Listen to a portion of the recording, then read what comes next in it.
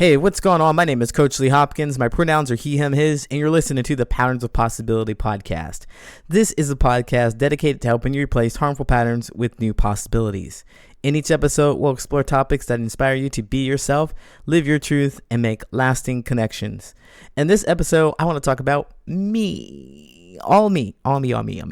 And maybe how it relates to you, but all me.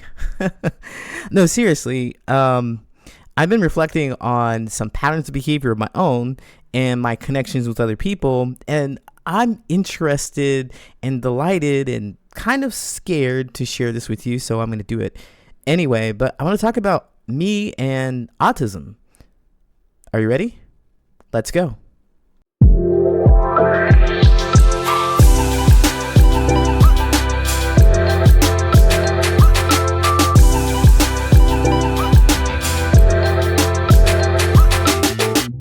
So listen, I know that I'm neurodivergent in some way, shape, or form, right? I was diagnosed with ADHD some years ago, and I learned that about it being a focus disorder. Essentially, you focus really intensely on something, or you don't focus on anything at all. It's short bursts, and that's how it showed up for me anyway. So ADHD diagnosed, and then I worked through that in the sense that recognizing some of those patterns that trigger me to get up and get away from things and changing my diet. And I'm thinking, okay, I have some ADHD. It's manageable.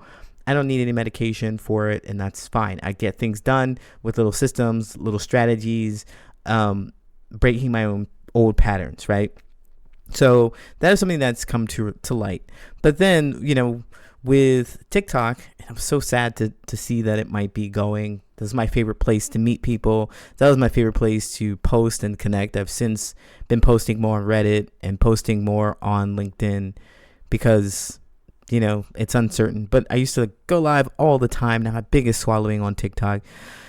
But with that said, I love TikTok because TikTok would allow me to discover things that I hadn't known that I needed to discover. Right? That algorithm would direct me to places and show me things that I didn't know that I wanted to know. I didn't know that I needed to know. And based on what I was clicking and what I was liking and maybe even what I was saying outside of the app in real life, because you know how those phones just kind of pick up that stuff. But seriously, it started to show me a lot of things that related to autism. A lot of things. From there was a creator from one autistic person to another. That's how they start their posts or their conversations. And there were some other people that identified as autistic, and I was thinking, you don't look autistic. Okay. Hey, you don't know what you don't know, right? So what I thought autism was and is more of a nonverbal. Like most of the autistic faces that I see are those people who are doing something that is not what I'm doing. Maybe doing Make-A-Wish, or they are really struggling to make eye contact with people. They have more sensitivity with touch and taste and smell than I do. And so I thought, well, that's autism and that's not me. I'm somewhere else. I'm doing something else. But of course, it's a spectrum. And so I started to learn that a whole lot from TikTok. And I'm one of those people who firmly believes that everyone we meet or everyone who comes in contact with us are on our level in some way, shape, or form. We are there sharing space with them. We connect with them. We learn something from them because the universe makes it possible. We're at the same vibration. They're there to give us the information. They're there to teach us a lesson, maybe a painful lesson, but we're supposed to have those interactions. And the more of the same kinds of people that I see returning in my life with the same kinds of patterns, this is what my mind does. This is what I believe, that I must be attracting them because I am like them in some way. I could not possibly connect with them or see them or experience them with my five senses if I was not like them. Prolonged experiences, if I was not like them in some way, right? And so as I flip through TikTok, as I'm scrolling through TikTok, I see lots of people with a lot of my own attributes, and they describe themselves as being autistic. And I'm like, okay, maybe that's me too. Because you're doing things, you have behaviors, the way you speak, the way you're very logical, it matches what I do. And you label yourself as autistic, maybe I need to as well. So I didn't just grab and adopt it, though. I didn't just pick that up and say, hey, you're autistic now. I went and did some research. I looked to see what are some of those signs of autism, and I learned some levels of autism, and I spent a lot of time looking at different posts on Reddit and listening to people's experiences. There's a podcast that I really like called Autism Stories, and I've been listening to the different variations of people who have autism, self-diagnosed or formerly diagnosed, the patterns of behavior. And I'm like, wow, a lot of things, like 90% of the things that they say resonate with me. Why am I sharing this with you? Why am I telling you all this? Well, I think it's because it's very important for me to be authentic. And sometimes I don't know what I don't know. And I rely on people to help me understand more about myself. Like coaches will help you understand more about who you are by just kind of pointing out things to you, right? And so reflecting upon this, I need to make sure that I'm talking to the right people. As I put these podcasts out, I've put this podcast out for maybe 4 years now. I think I'm going to my 5th year. Putting this podcast out, talking about social anxiety. Yes. Okay, great. Autistic people may experience social anxiety. Great. But so do other people, right? What I want to do is make sure I'm talking to the right people and delivering the right kind of message. Because if I'm talking to someone who is autistic, for example, they may not understand or care to understand the whys and the who's it's and the what's behind the structure that I present. So when I present or when I share information about my experiences, the way I speak about it has to resonate with my audience. And if I'm trying to attract or trying to talk to people who are autistic, who just don't care about the why, who just don't care about having so much structure around conversations like autistic people do, like I do, then I'm not helping, I'm not serving the right people. So with that said, I want to make sure that going forward in this podcast, again, I talk more about those things that seem autistic to me, and I'll relate them to this experience, because I think it's very important that I talk to the right people. And another thing about this autism that I've discovered is that it really runs very close to, or we see them together with non-binary, transgendered, LGBTQTIA plus people, right?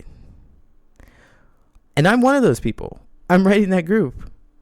So I find it really fascinating, and I feel like the autism fits.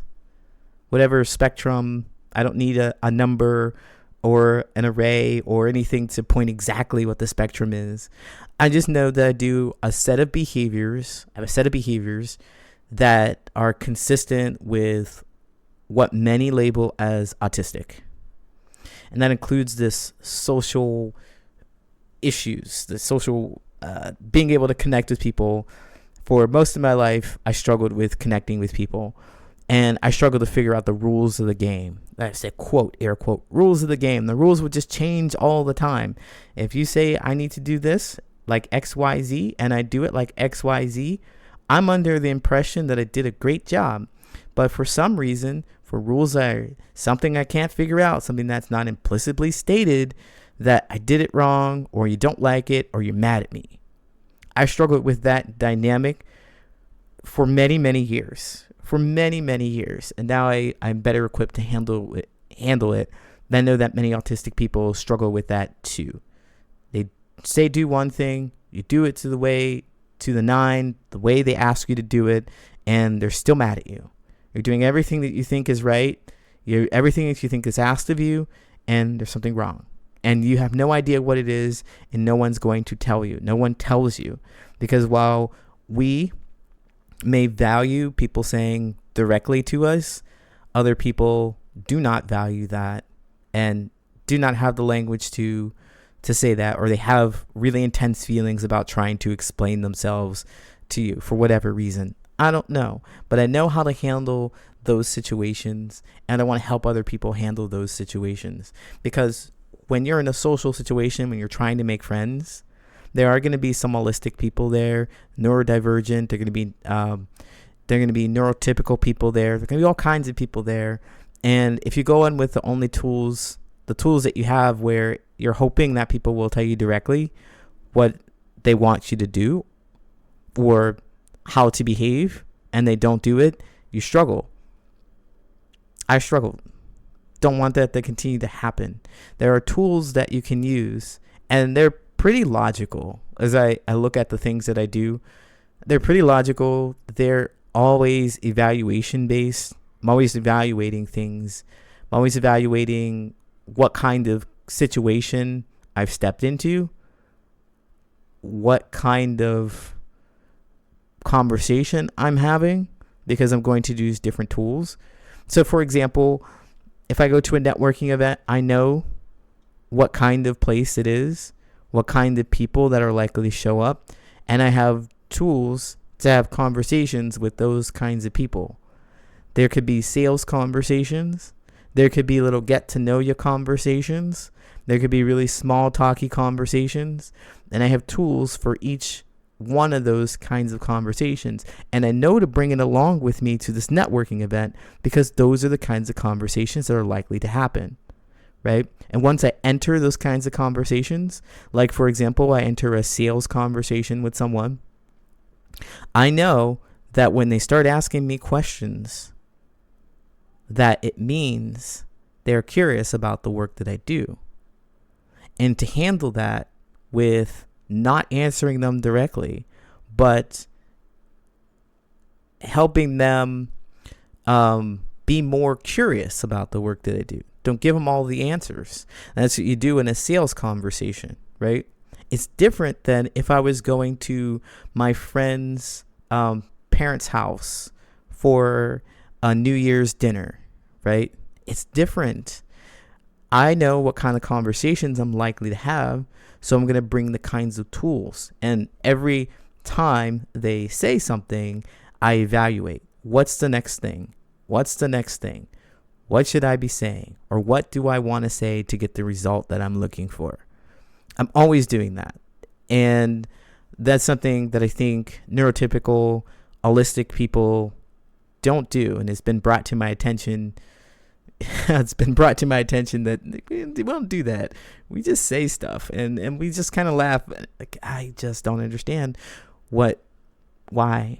So I'm saying all this to say, once again, that I'm going to talk more about this. I'd love to hear your thoughts and your feelings about this. Do you identify, if you've been listening to this podcast for a while, you're just catching it, do you identify as a neurodivergent or autistic, holistic? How do you identify when it comes to this particular spectrum? Where are you on the spectrum? And if you've been listening to my podcast for a while, I'd love to learn more about what topics you'd like me to discuss, because I have really been thinking about what I want to share with you, some things that I find interesting in my own journey, but I like to also share to learn more about what's going on with you. Thanks for listening.